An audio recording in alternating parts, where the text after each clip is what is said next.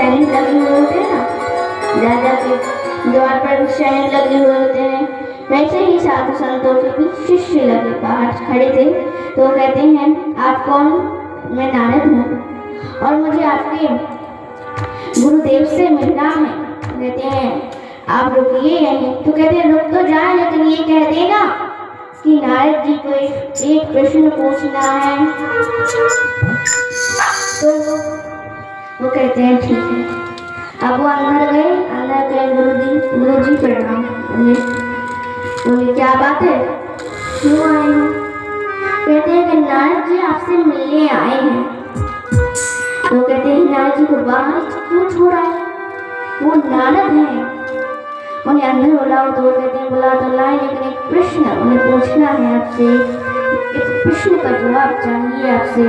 तो वो कहते हैं कि नारद जी को भला हमसे एक प्रश्न का जवाब चाहिए। तो कहते हैं ना जाओ कि हमारे गुरुदेव है नहीं, वो बाहर गए हैं।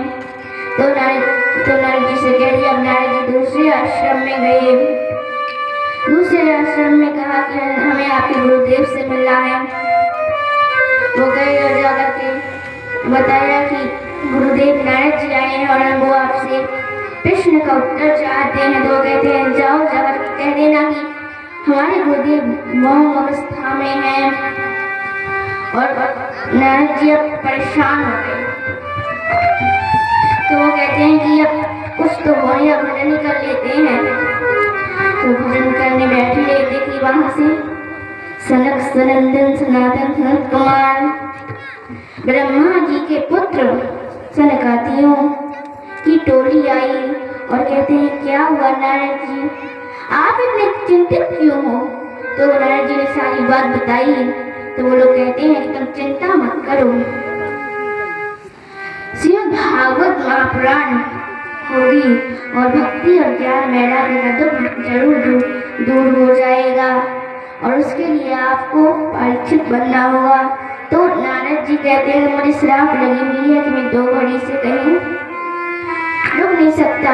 अगर 2 घड़ी से कहीं रुक जाऊंगा तो वहीं जलकर भस्म हो जाऊंगा। तो कहते हैं आप बैठो तो आपको कुछ नहीं होगा। अब सनकादियों ने भागवत सुनाना प्रारंभ कर दी और नारद जी बैठ गए। पहले दिन की भागवत हुई और दूसरे दिन भागवत चल ही रही थी कि भक्ति और ज्ञान वैराग्य प्रकट हो गए। कहाँ? बद्रीनाथ धाम में। बद्रीनाथ धाम की और नारद जी को खूब आशीर्वाद दिया और आशीर्वाद देकर अंतर ध्यान हो गए। आइए दोस्तों हम नाम का सहारा ले लें। मन चल वृंदावन धाम रटेंगे राधे राधे मिलेंगे